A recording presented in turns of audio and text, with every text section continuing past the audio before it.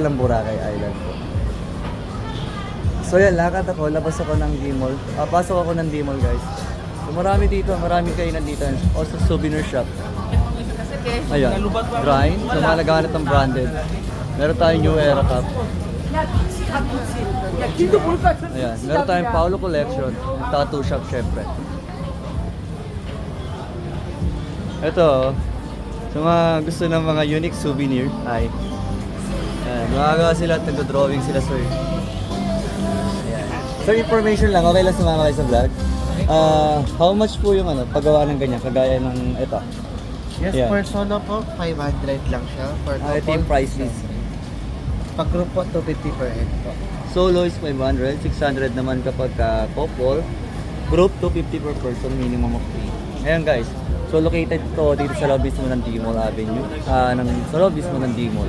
Ayan na yun, malapit sa beachfront. Ito po yung picture niya. Ayan. Ito po yung resort. Wow, cute. Sa mga gusto magpagawa, anong pangalan ng shop niyo, boss? Archipelago. Ayun.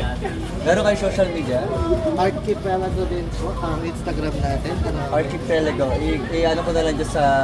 I-comment ko na lang dyan sa baba pag-post ko.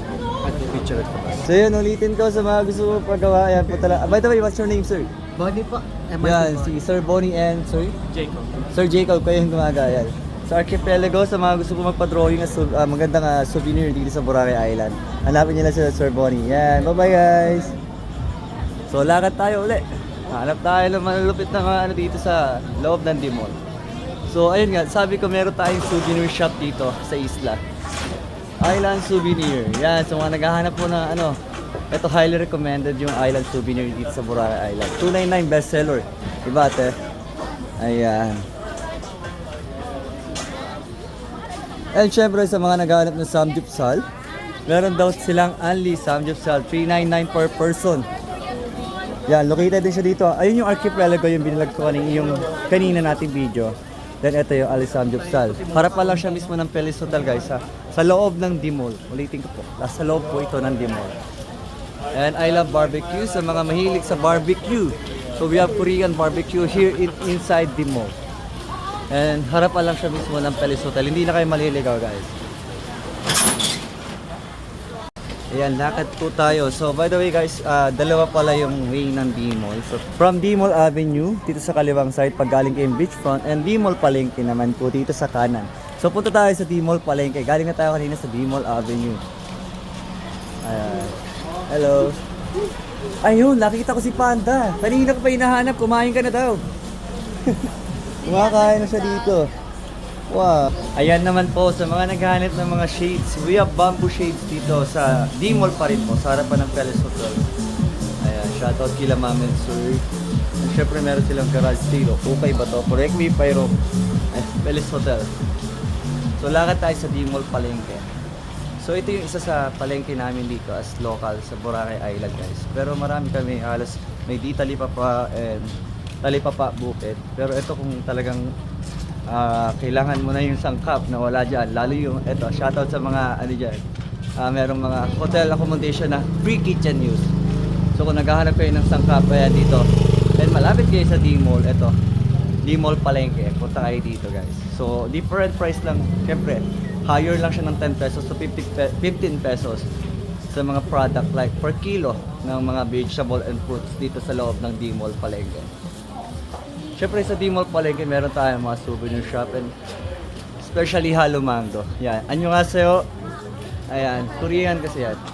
Ayan. Kagaya nila ma'am. Annyeonghaseyo. Ipod marunong pa pala mag-Korean. Si Kuya Boracay niya marunong pa pala mag-Korean. So yan.